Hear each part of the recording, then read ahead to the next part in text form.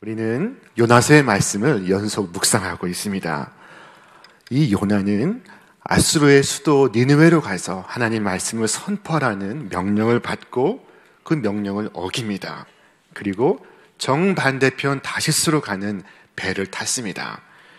아수르는 이스라엘의 원수 국가입니다. 원수의 나라에게서 주의 복음을 전하라 하는 것은 요나가 순종할 수가 없었습니다. 원수가 망하는 것은 얼마나 좋은 일이겠습니까? 그것은 당연하지, 어서 망해야지 라고 생각했을 것입니다. 자, 그래서 다시스로 도망가는 도중에 있습니다. 그런데 광풍이 일어나 배가 파손의 위기에 직면하게 되었습니다. 이 요나는 하나님 말씀을 어기고 다시스로 도망을 가고 있지만 하나님은 그를 붙들어 강권적으로 당신의 일을 행하도록 역사하시고 있었습니다. 여러분, 개인에게나 민족에게나 하나님이 원하시는 바가 있습니다. 하나님이 두신 뜻이 있습니다. 하나님의 이상이 있고 소원이 있습니다. 그것을 위하여 하나님은 오늘도 역사하시고 계십니다. 이 거룩한 역사 앞에 우리는 순종해야 합니다. 그래야 이 풍랑이 고요할 수가 있습니다. 그러나 이 요나는 미쳐 날뛰는 바다를 보기 전까지는, 그리고 하나님을 무시하고 불순종하며 사는 것이 얼마나 살 가망이 없는 일임을 깨닫기 전까지 그는 하나님께 대한 불순종이 큰 죄라는 사실을 깨닫지 못하고 있었습니다. 자, 모든 사람들이 배에 물건을 바다에 던지고 그것도 안 돼요, 제비를 뽑아 그 자신이 드러나기 전까지 그는 이 성난 바다가 자신을 향한 하나님의 심판이라는 사실을 깨닫지를 못하고 있었습니다. 우리가 사는 세상은 서로 연결되어 있습니다. 남이 잘못했지만 그 결과에 나도 예외일 수는 없습니다. 남이 잘못했지만 그 한 사람의 잘못으로 끝나지 않습니다. 버스 운전사 한 사람의 잘못이 그 한 사람의 잘못으로 끝나는 것이 아닙니다. 이 요나 한 사람의 잘못으로 인하여 지금 배 위의 모든 사람이 죽음에 직면하고 있습니다. 그와 반대로 한 사람의 축복은 공동체의 축복이 될 수도 있습니다. 우리가 아는 요셉은 보디발의 집에 노예로 살고 있었습니다. 그때 성경은 이와 같이 말씀합니다. 보디발이 요셉에게 자기의 집과 그의 모든 소유물을 주관하게 한 때부터 여호와께서 요셉을 위하여 그 애굽 사람의 집에 복을 내리심으로 여호와의 복이 그의 집과 그의 밭에 있는 모든 소유에 미쳤다라고 말씀합니다. 자, 요셉으로 인하여 하늘의 축복이 보디발에게 미치고 있습니다. 한 사람이 주님 앞에 바로 서면 그의 이웃들이 복을 받습니다. 세상이 복을 받습니다. 18세기 영국 사회는 대단히 어둡고 절망적인 시대였습니다. 그런데 이 18세기에 태어나 18세기에 죽은 하나님의 사람이 있었습니다. 그는 존 웨슬리였습니다. 이 존 웨슬리가 회심하여 18세기 영국을 변화시키기 시작했습니다. 그 한 사람이 회개를 함으로 그를 통하여 많은 사람들이 회개를 하고 술집이 문을 닫고 교회가 다시 부흥하기 시작했습니다. 그 당시에 술집마다 붙어있는 문구가 이것이었습니다. 오늘 폐업함, 주인이 어제 회심하였음이라는 문구였습니다. 그런데 거꾸로 하나님의 사람 요나로 인해 배에는 위기가 찾아오고 있었습니다. 우리 함께 읽겠습니다. 나를 들어 바다에 던지라. 그리하면 바다가 너희를 위하여 잔잔하리라. 너희가 이 큰 폭풍을 만난 것이 나 때문인 줄을 내가 아노라. 자, 요나는 내가 죄인이요, 내 탓이요, 전적으로 내 책임이요 라고 고백하고 있습니다. 이것은 꼭 필요한 자백입니다. 자, 우리가 우리의 잘못을 드러낼 때 그것이 하나님을 욕되게 할까요? 그렇지는 않습니다. 오히려 그것은 하나님의 영광을 나타내고 하나님의 이름을 높이는 것입니다. 130여 년 전 우리 한국 기독교사에 가장 중요했던 순간은 1907년 평양 대붕 운동이었습니다. 1907년 1월 14일 저녁 7시 길선주 장로는 1500명의 성도 앞에 섰습니다. 그리고 회개하기 시작했습니다. 여러분, 저는 아간과 같은 사람입니다. 저 때문에 하나님께서 우리 교회를 축복하실 수가 없었습니다. 친구 부인의 재산을 관리하던 중에 돈 100원을 사취하였습니다. 저는 하나님의 역사를 방해했습니다. 자, 그리고 흐느껴 울기 시작했습니다. 이 길장로가 보여준 회개는 그 자리에 앉아있던 선교사와 모든 사람들을 충격에 몰아갔습니다. 자, 그때로부터 새벽 늦게까지 한 사람씩 앞다투어 회개를 시작했습니다. 내가 죄인입니다. 내가 죄인입니다. 선교사들은 자신의 편견을 회개했고, 그리고 교인들은 자신들의 미움을 회개했습니다. 이 집회에 참석했던 정익로 장로는 그때 이와 같이 회고하고 있습니다. 그날 밤 길선주의 얼굴은 위엄과 능력이 가득 찼으며 순결과 성결로 불붙었다. 그는 길선주가 아니었고 바로 예수님이었다. 그는 원래 눈이 어두워 나를 잘 보지 못하였을 것이나 나는 그의 앞에서 도피할 수가 없었다. 하나님이 나를 불러놓으신 것으로만 생각되었다. 전에 경험해보지 못한 죄에 대한 두려움이 나를 엄습했다. 자, 놀라운 고백입니다. 한번 이 평양 장대현 교회에서 우리 신촌교회에 세우신 이성복 목사님이 부흥회를 하셨습니다. 부흥회를 인도하시던 그날 너무나 많은 사람들이 몰려와 이 강단 뒤에 벽을 헐고 이 뒤에도 수많은 사람들이 들어앉기 시작했습니다. 그래서 목사님은 360도를 돌면서 그날 저녁 설교를 하셨습니다. 그때의 장면이 장로교 교단 달력에 수록이 되어 있습니다. 자, 지금 요나는 길선주 장로와 같이 자신의 죄를 자복하고 있습니다. 만약 요나가 자신의 죄를 자백하지 않았다면 어떻게 되었을까요? 배는 끝내 침몰하고 말았을 것입니다. 우리 자신의 숨겨진 죄를 고해야 합니다. 문제의 원인이 내 안에 있습니다. 깊이 생각해야 합니다. 깊이 숨겨져 있습니다. 저 바다 밑에 배 밑창에 숨어있는 이 나를 끄집어내야 하는 것입니다. 흔히 사람들은 다른 사람들에게 짓는 죄는 크게 생각하지만 하나님께 짓는 죄는 무심하게 생각합니다. 그러나 정말 죄 중에 무서운 죄는 하나님께 짓는 죄입니다. 하나님 말씀에 불순종하는 것입니다. 자, 오늘날 사람들은 불순종이 얼마나 무서운 죄인가를 깨닫지 못하고 있습니다. 사람들이 그런 죄를 계속 짓고도 얼굴을 들고 사는 것은 자신이 하나님처럼 높아진 이 교만함 때문입니다. 자신이 하나님 앞에 마치 티끌과도 비교할 수 없는 존재라는 것을 아는 사람은 하나님 말씀에 불순종할 수도, 불순종하고도 고개를 들 수도 없습니다. 자, 여기에서 생각해 볼 것이 하나 있습니다. 그것은 요나 자신이 내 탓이오라고 말할 때 그 사실은 요나밖에는 모른다는 것입니다. 사람들이 볼 때 그가 살인을 했습니까? 도둑질을 했습니까? 간음을 했습니까? 그런 종류의 죄가 아닙니다. 이것은 사람에게 범한 죄가 아니요 하나님께 대한 죄였던 것입니다. 그런데 그 사람들이 볼 때는 멀쩡한 사람이 내 잘못이요, 나를 바다에 던지시오라고 말할 때 이것을 쉽게 납득할 수가 없었습니다. 오늘 본문을 보면은 벳사람들이 요나를 미워했다는 흔적을 발견할 수가 없습니다. 오히려 어떻게 해서든지 요나를 살리려고 애를 씁니다. 왜 그랬을까요? 모두가 하나님 앞에서 죄인이라는 인식을 무의식 중에 공유했을 수도 있습니다.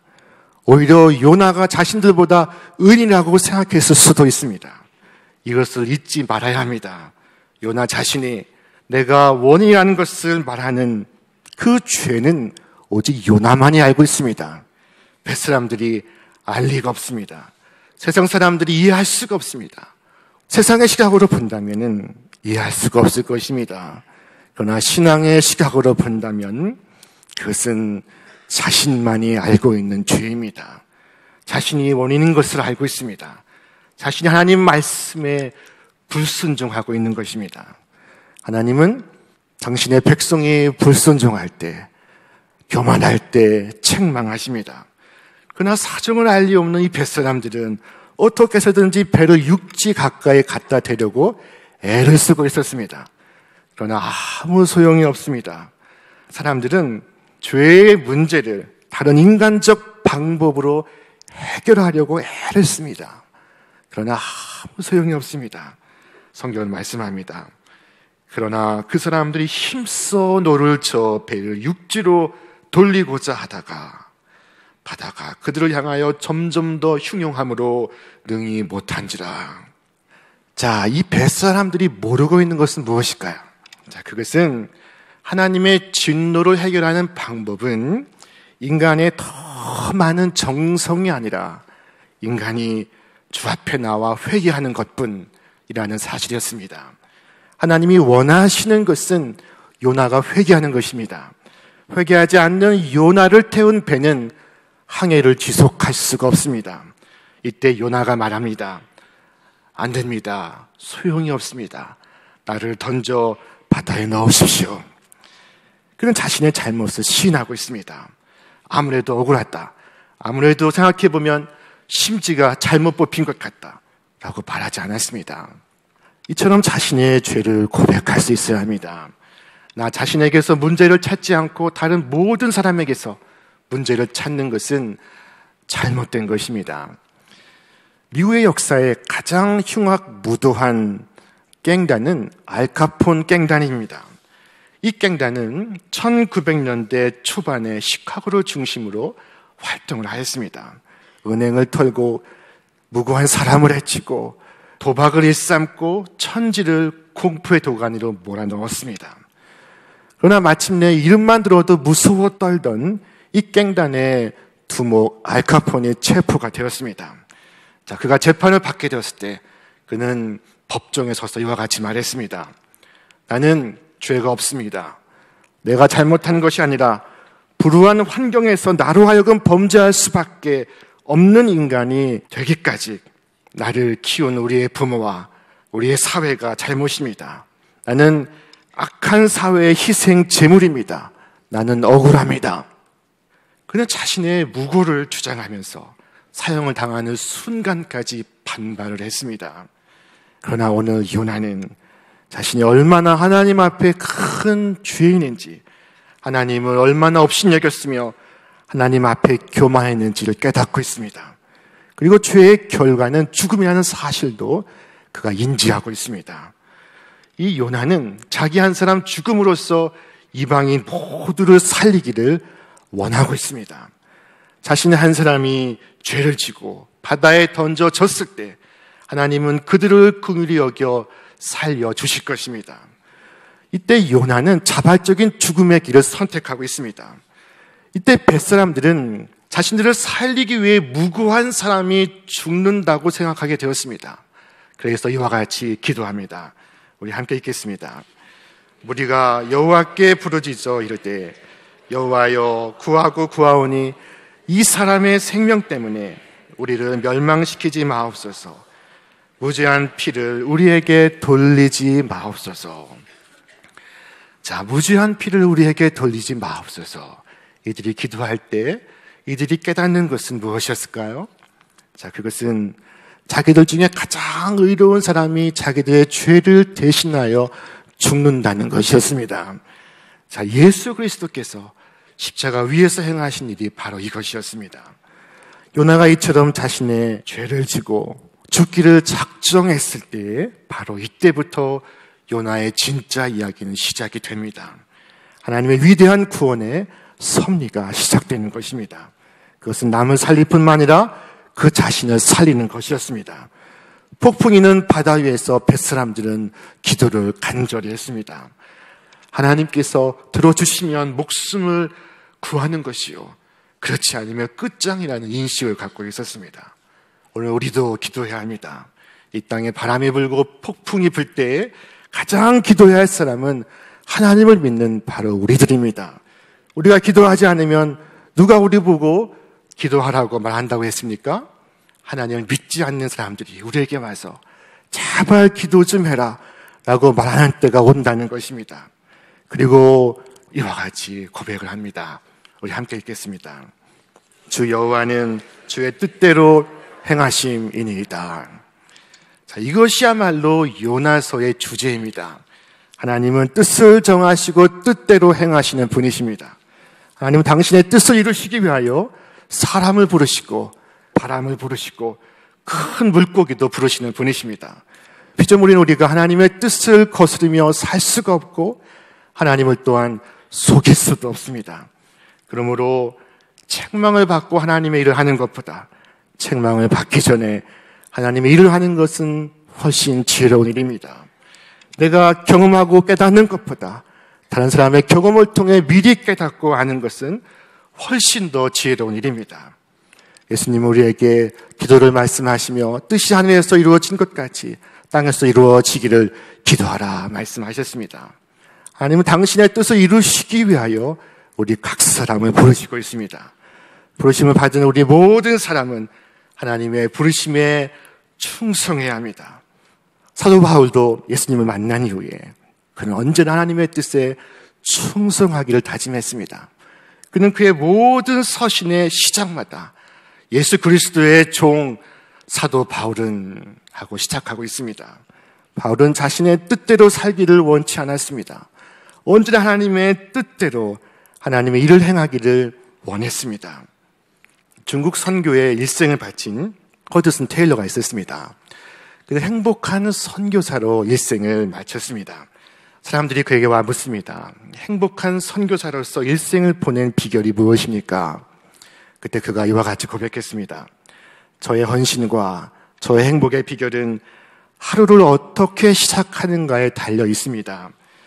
연주하는 사람은 연주회가 시작되기 전 악기를 조율합니다. 음악회가 끝난 뒤에 조율한다면 그것은 어리석은 사람이겠지요. 저는 아침에 일어나면 하나님의 뜻에 저의 뜻을 맞추는 것부터 시작합니다. 그러면 그날의 삶이 보람이 됩니다. 자, 이와 같이 하나님의 뜻을 맞추고 그리고 하나님의 뜻대로 사시는 여러분과 제가 될 수 있기를 바랍니다. 하나님의 뜻을 이루는 것이 우리의 우선순위가 되어야 합니다. 이와 같이 살면 우리 일생의 삶이 보람될 줄로 믿습니다. 시편의 시인은 고백했습니다. 우리 함께 읽겠습니다. 나의 하나님이여, 내가 주의 뜻 행하기를 즐기오니 주의 법이 나의 심중에 있나이다 하였나이다. 뱃사람들이 기도를 마친 후에 드디어 요나를 들어 바다에 던집니다. 요나를 들어 바다에 던짐에 바다가 뛰노는 것이 곧 그친지다. 그 사람들이 여호와를 크게 두려워하여 여호와께 제물을 드리고 서원을 하였더라. 하나님은 풍랑이는 바다를 즉시 그치게 하셨습니다. 요나를 바다에 던졌을 때 어두컴컴했던 하늘이 맑게 개이고 풍랑이 그치고 바다가 고요해지는 것을 보고 뱃사람들은 무서워했습니다. 하나님의 살아계심과 전능하심을 직접 목격했던 것입니다. 여러분, 성경은 말씀하기를 여호와 하나님을 경외하는 것이 지식의 근본이다 라고 말씀했습니다. 뱃사람들은 하나님께 서원하며 기도를 했습니다. 이들이 무엇을 서원했는지 우리는 알 수가 없습니다. 아마도 지중해를 항해하며 앞으로 바다와 육지를 지으신 하나님을 기억하고 하나님을 두려워하며 하나님께 감사하는 삶을 살겠습니다. 서원했는지 모릅니다. 자, 이 바다에 빠진 요나는 그렇다면 어떻게 되었을까요? 요나 이야기는 그것으로 끝이 났을까요? 아마 뱃사람들은 요나의 인생이 끝났다고 생각했을 것입니다. 바다에 빠진 사람이 어떻게 내일을 기억할 수가 있습니까? 자, 그러나 하나님은 성경의 말씀처럼 바다와 육지를 지으신 하나님이십니다. 풍랑이 있는 바다도 바닷속의 물고기도 하나님의 통치하에 있습니다. 이 요나가 바다에 던져졌지만 요나의 인생은 그것으로 끝나지 않고 있습니다. 이 세상의 관점에선 우리의 인생이 끝나도 하나님의 관점에서 끝나지 않으면 끝나지 않은 것을 믿으시기를 바랍니다. 성경은 말씀합니다. 같이 읽겠습니다. 여호와께서 이미 큰 물고기를 예비하사 요나를 삼키게 하셨으므로 요나가 밤낮 3일을 물고기 뱃속에 있으니라. 하나님은 요나가 바다에 던져지기 전 이미 큰 물고기를 준비해 놓고 있으셨습니다. 오늘 요나서가 말씀하는 하나님은 사람을 임명할 뿐만 아니라 바람도 임명하시고 물고기도 임명하시는 분이십니다. 인간만이 아니라 자연 만물을 지배하시는 전능하신 분이십니다. 여러분, 우리는 하나님께서 임명하신 곳에 있어야 할 줄로 믿습니다. 우리는 스스로 갈 길을 정해서 가는 존재가 아닙니다. 하나님께 순종하는 삶이란 하나님께서 있으라 하신 그곳에 있는 삶을 말하는 것입니다. 우리의 기대와 우리의 생각과 다를지라도 우리는 그곳에 있어야 합니다. 그러면 하나님은 우리 가운데 은혜와 긍휼을 베푸실 것을 믿습니다. 이 요나는 있어야 할 곳에 있지 않아서 큰 풍랑을 만나게 되었습니다. 나 한 사람의 불순종으로 인하여 바람이 불고 우리의 가정과 우리의 사회와 우리의 국가가 위기를 만나게 되었습니다. 이 불순종이 문제입니다. 이 요나는 하나님의 생각에 반기를 들고 있습니다. 때로 우리는 하나님의 방식이 이해가 안 될 때가 있습니다. 그런 경우에 여러분 어떻게 하시겠습니까? 내 뜻대로 하시겠습니까? 하나님의 뜻대로 하시겠습니까? 에덴 동산에서 우리에게 치명적 불행을 안겨다 준 바로 그것이 우리 자신의 뜻대로 행하였기 때문이었습니다. 그러므로 시편의 시인은 이와 같이 날마다 고백했습니다. 우리 함께 읽겠습니다. 하나님이여 나를 살피사 내 마음을 아시며 나를 시험하사 내 뜻을 아옵소서. 내게 무슨 악한 행위가 있나 보시고 나를 영원한 길로 인도하소서. 자, 그러나 요나는 하나님의 사람으로서 아직도 자신의 생각이 하나님의 생각보다 더 중요했습니다. 하나님은 요나를 통해 하나님의 축복의 이방 백성에게로 흘러가기를 원하셨습니다. 그것이 하나님께서 나를 부르신 목적입니다.